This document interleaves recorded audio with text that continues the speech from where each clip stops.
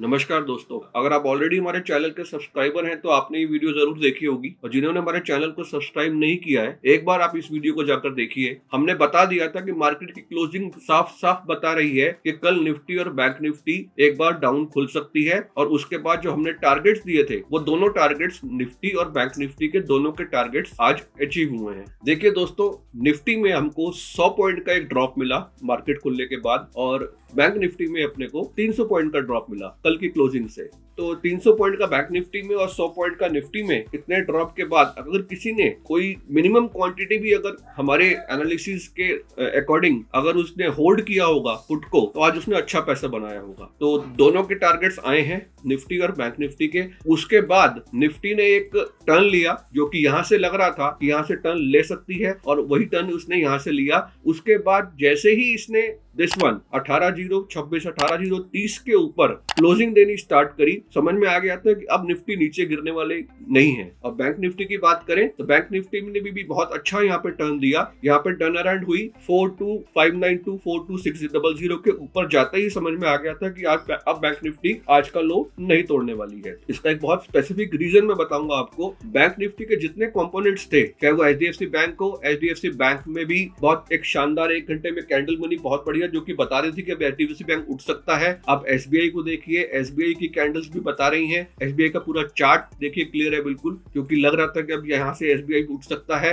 Axis bank, ये देखिए axis bank ने भी बहुत अच्छा टर्न अराउंड दिया अपना लो बनाने के बाद। बैंक निफ्टी हमेशा अपने कंपोनेंट्स के हिसाब से ही चलेगी, क्योंकि कंपोनेंट्स अगर जहां जाएंगे जहां पे उसके बैंक निफ्टी के कंपोनेंट्स मूव करेंगे बैंक निफ्टी को वहां जाना ही है। एज सिंपल एज दिस, ठीक है जी। अब हम एक बार नजर डालते हैं कि आज बैंक निफ्टी ने टर्न अराउंड देने के बाद क्या किया। ये देखिए दोस्तों, बहुत अच्छा शानदार मूव, बहुत बढ़िया अनएक्सपेक्टेड मूव, और जिससे कहते हैं कि कोई उम्मीद भी नहीं कर सकता था कि आज जो है इतना बढ़िया शानदार मूव निफ्टी और बैंक निफ्टी में देखने को मिलेगा। मुझे ऐसा लगता है कि निफ्टी और बैंक निफ्टी दोनों ने ही बियर्स की टेरिटरी में घुसने का मन बना लिया है। बियर्स की टेरिटरी मैंने आपको लास्ट टू लास्ट वीडियो में बताई थी कि बियर्स की टेरिटरी ये है। अब वहां पे घुसने के बाद, वहां पे एंटर होने के बाद इसका इन दोनों के ऑल टाइम हाई टच एक बार दोबारा टेस्ट हो सकते हैं, लेकिन उसके लिए एक बार बैंक निफ्टी को ये जो लेवल है, जो आज का हाई है, ये जो लेवल है इसका, आज का जो हाई है बैंक निफ्टी का, बहुत कन्विंसिंग तरीके से इसको तोड़ना पड़ेगा आज के हाई को। उसके बाद ही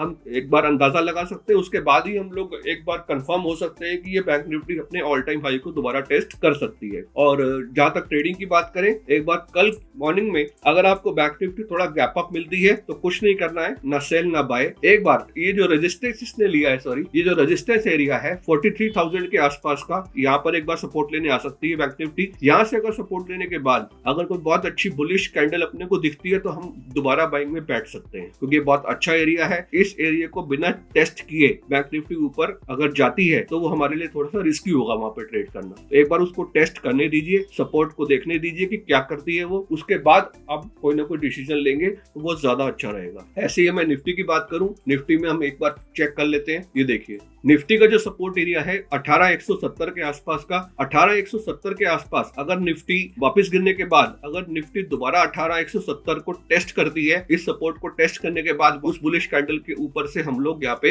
हम इसको बाय कर सकते हैं, और जो कि हम दोबारा से हम इसको टारगेट्स हमको 18,325 18,425 के आसपास का, ये सारे के सारे टारगेट्स हमको देखने को मिल सकते हैं। लेकिन जब तक ये सपोर्ट एरिया 18,170 के आसपास का टेस्ट नहीं कर लेगी, उससे पहले हमको बाइंग में नहीं बैठना है। तो ठीक है दोस्तों, इस चीज को थोड़ा सा ध्यान रखिएगा, इन लेवल्स को थोड़ा सा आप समझ लीजिएगा कि ये सपोर्ट एरिया निफ्टी का और ये सपोर्ट एरिया बैंक निफ्टी का, ये दोनों सपोर्ट एरिया बहुत जरूरी है। जो पहले रेजिस्टेंस थी अब सपोर्ट्स के काम करेंगे निफ्टी में भी और बैंक निफ्टी में भी। इस चीज को आप जितना अच्छी तरह से प्रैक्टिस करके समझ लेंगे कि अब नेक्स्ट सपोर्ट्स क्या होने वाले हैं। जैसे जैसे मार्केट ऊपर जाती है वैसे वैसे सपोर्ट्स ऊपर शिफ्ट होते हैं। अब रेजिस्टेंस, जो पहले रेजिस्टेंस थी, अब वो सपोर्ट्स का काम करेंगे। ठीक है दोस्तों, तो इस तरह से ट्रेड कीजिएगा कि आपको पहले हमको सिर्फ इस टेस्टिंग को ध्यान रखना है कि अगर ये टेस्ट करती है दोनों लेवल्स को, तो ये दोनों लेवल्स टेस्ट करने के बाद ही हम कुछ ट्रेड ले पाएंगे। हाँ, अगर एक चीज और बता दूं आपको,